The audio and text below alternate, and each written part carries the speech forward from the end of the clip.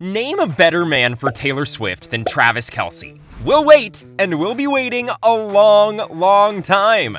The world was introduced to the power couple we didn't know we needed, and probably never saw coming. It was Taylor Swift, a longtime Eagles fan, in the Chiefs booth at the Arrowhead Stadium, cheering on none other than Kelce against the Chicago Bears. Do we have the special guest at Arrowhead Stadium? And I'll warn you, brace yourselves, ladies and gentlemen, you might want to just look at the internet for the last time, because when this gets spread around the World Wide Web, the internet's going to break. The rumors apparently are true. Taylor Swift is friends with Travis Kelce. The way they both made eye contact throughout the game, yeah, sparks were flying, and everyone had butterflies in their stomach. Kelce has officially been declared as the best guy for Taylor. Many Swifties have commented on how he loves showing her off, is proud of her success, and even takes part in Eras Tour routines, cheering her on just as much as she does at a Chiefs game.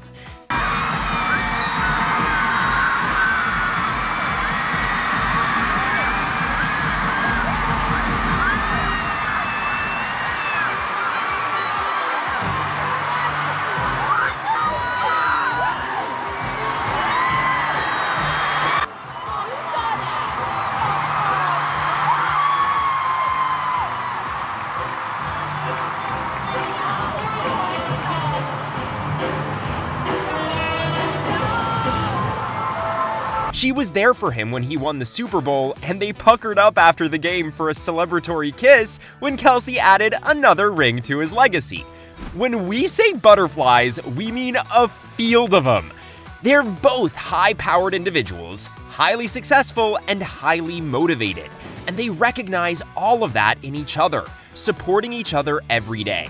Kelce knows the perils of success, and he's made sure to stand by Taylor through it all. If that means sneaking off for a romantic getaway in the islands, away from the noise, or taking her back home to meet the Kelce fam, these two are moving fast.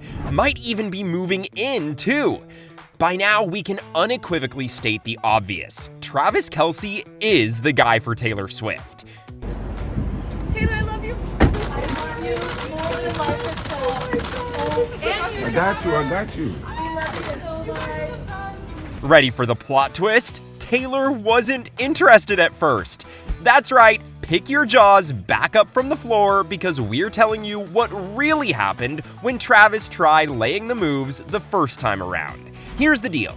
He planned an elaborate way to ask her out that would have had anyone swoon. You know how everyone exchanges friendship bracelets at the Eras Tour concerts, right? Well, Kelce had one for Taylor with his phone number on it. That's the smoothest, or should we say the Swiftiest way of asking anyone out, even Taylor Swift herself.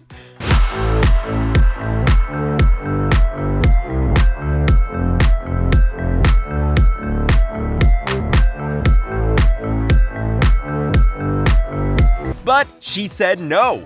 Okay, well, she didn't technically say she wouldn't give Kelce a chance. Anyone would have melted at the effort. The fact was that when the NFL player tried to meet up with Taylor backstage after her show in June to give her the bracelet, she told security she wasn't taking any guests. Yup, the greatest love story ever told, aka half of the Tortured Poets department, would not have been written if it weren't for Kelce's determination.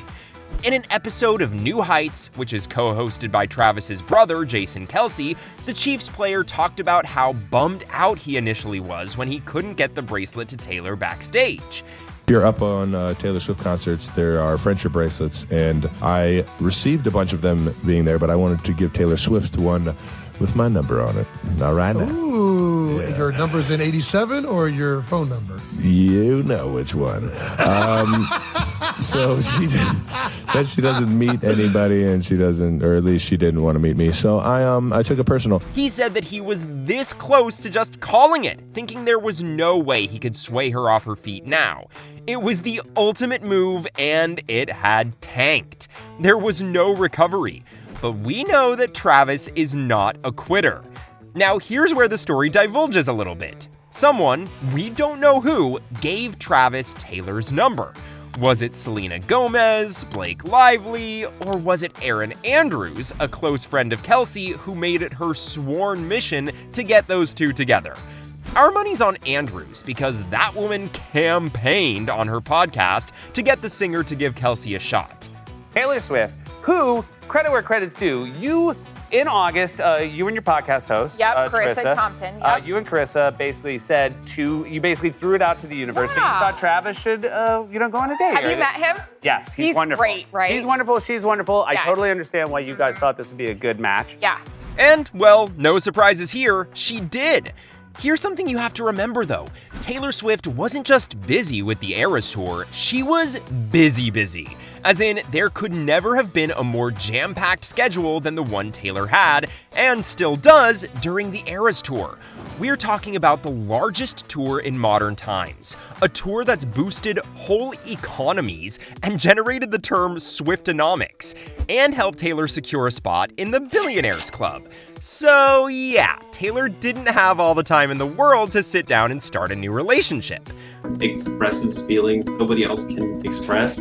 It's more of like a community too. It's not even just her. It just made me feel like I wasn't alone and I wasn't crazy for feeling the way that I was feeling. We grew up together. We all went through the same things together. It's a massive stadium and it feels like you're with her one-on-one. More importantly, she'd only just broken up with her longtime ex, Joe Alwyn, after nearly 6 years together. The pair had allegedly been talking about tying the knot when their breakup caught everyone by surprise. Don't worry, Taylor's given us more than a few clues about what led them to calling quits on their perfect relationship in her latest album. But this video isn't about going back in time, it's about moving forward and moving on. That's Travis Kelce. So after someone, probably Erin Andrews, gave Travis Taylor's number and told him to get in touch with the singer, who was already up to speed that she'd caught the NFL player's attention, he decided to just go for it. We've seen Travis in action on the ground and even in dating. Everyone remembers catching Kelce, right?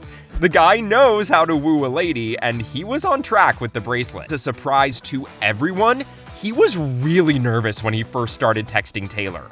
Rephrase. He was nervous when he first started texting Taylor Swift. That's the singer, cultural icon, and musical legend who's broken records and made history. So yeah, intimidating would be the understatement of the century. Travis admitted that he didn't really know what to talk to her about at first, admitting this was one of the very few moments in his life that he actually felt nervous talking to a woman, but he just went with it. Frankly, the best possible outcome would be him dating Taylor, and the worst thing that could have happened would be him telling people that he got a chance to talk to her. In any case, it was a win. Now, we know that the best possible outcome happened as we see the couple walking hand in hand into arenas, leaping into each other's arms backstage, and being cutesy with one another. That might be because Travis was nervous, but he didn't overthink it. Taylor thought that his take was refreshing. He was funny when he needed to be, laid back, and altogether just a really fun guy to talk to. We know as much about the younger Kelce brother from the episodes he hosts with Jason, New Heights. It was a yes from Taylor from the get-go. She already thought he was good-looking and was now convinced he had a personality to match. You have to admit, though, that Taylor was fair to have her guard up, which might explain why she didn't meet Kelce backstage back in June. Not only had she just broken up with Joe Alwyn a few months ago, but she was also in a high-profile and highly controversial relationship with Matt Healy.